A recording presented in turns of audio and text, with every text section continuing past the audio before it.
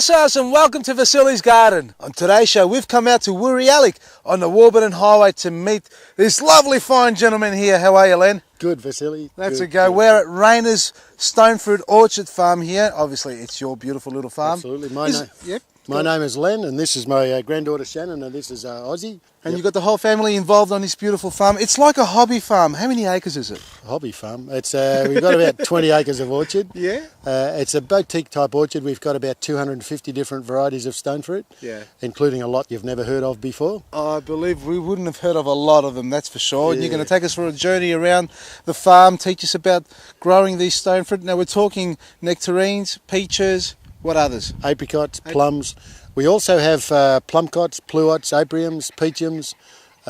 There's other varieties that haven't got specific names, like we've just planted a nectarine plum cross, we've planted a peach plum cross, and we've got a really lovely purple-leaved plum apricot cross tree, which is going to look really pretty in the summertime. It's all plums and apricots and nectarines to me. Yeah. How long have you been here, man? This farm's been going for about 30 years now. Yeah? Always been doing the same thing?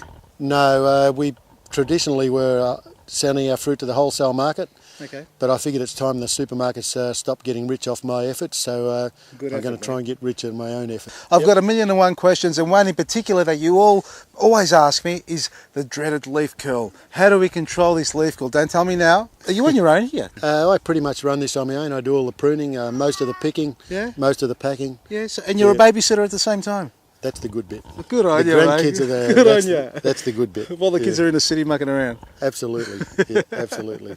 Like all good trees, they need to be pruned. There's the planting technique. Now you dig a hole, you add some manure.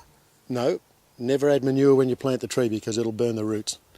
You add the manure later on and it doesn't touch the tree. Okay, so Very you get important. a young tree, obviously a bare-rooted stock. About that big. Yeah, bare-rooted. Yep, always. Okay, nice and small, grafted. Yeah, always. Always. Yep. Plant, dig a nice big hole, aerate the soil, break it up properly. How deep do you rip your soil?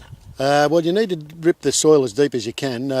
In fact, I tell people that ask me if they want to plant fruit trees, what do you do? It's very simple. You get out a large tractor, you deep rip to 1 metre if you can, then you check the pH in the soil and you check what nutrients are needed to get. So am I confusing people here? No, I just got to advise you that you're ripping about 1 metre deep, and half the houses built around in these suburbs, their foundation's not even half a metre Well, deep. my advice is actually to them to stay friendly with me and don't bother with the fruit trees. It's too much trouble. Once it establishes, which is how long a period? We get fruit the year after. In fact, the year we plant the tree, we invariably get enough fruit to tray. And the year after, we get sort of 10, 15 kilos maybe off a tree. Beautiful. And this is the pruning part of it that's important. You need to be able to prune the tree correctly so you can get fruit the following year. The spur bearing and tip bearing, is there a difference? They all vary. This particular one is a little bit tip bearing. You see there's no fruit back there. Yep. You have to watch that with the pruning. So if I cut this back to that bud, I've lost all the fruit off it. This little limb here is tip bearing. You see all of the fruit is on top of there. Yep. Now I could have told you that had no fruit up to there in the autumn because the buds that produce fruit are nice and puffy. Okay. And the buds that produce leaves are very small. This is in autumn, like after the last season, summer. Yeah. So as soon as the leaves fall off, you'll see all these little buds appearing on the stems across here. And the big furry ones and puffy ones? Well, the fatter ones. You've got to look closely because it's hard to see. Okay. And once you know that, every variety has to be pruned differently because of where it produces fruit. Yeah. We've got some varieties that only have fruit right on the very tip, like that limb is. Yeah, like that limb there. What about the centre of the tree? Look at this tree. We've got plenty of sunlight coming through, shining in there. Is that what we require? Absolutely. You've got to have sun on the inside of the tree. There's a few reasons for that. Is the fruit that's touched by sun is always sweeter.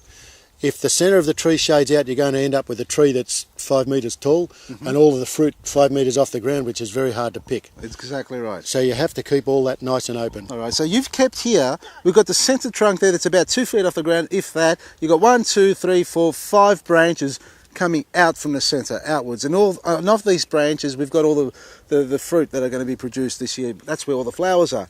How long does this one branch, for example, this one here, how long will that live for? Okay, these trees are capable of living 40 or 50 years. Yeah. On the orchard they don't. The average age of the trees on this farm is about 3 years. The varieties keep changing all the time. Okay. And lately the varieties are becoming much, much nicer to eat.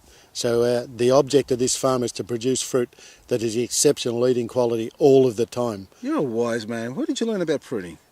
Yeah, well, there's a bit of a story to that. In the good old days when I was a salesman, I started planting fruit trees.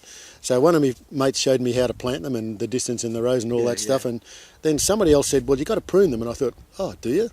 So I rang one of my friends who had stone fruit trees, and he said, well, if you come around, I'll show you what to do. And I thought, well, that's never going to work because I'm never going to remember any of that. Yeah. So I ripped a tree out of the ground and took it around to show him. And when he stopped laughing, he showed me how to prune the You're tree. kidding. Well, there you go. So Yeah. I was going to recommend people to do that at home. Don't try that at home, folks. No, it doesn't do the tree a lot of Just good. come over here, you'll see it done already.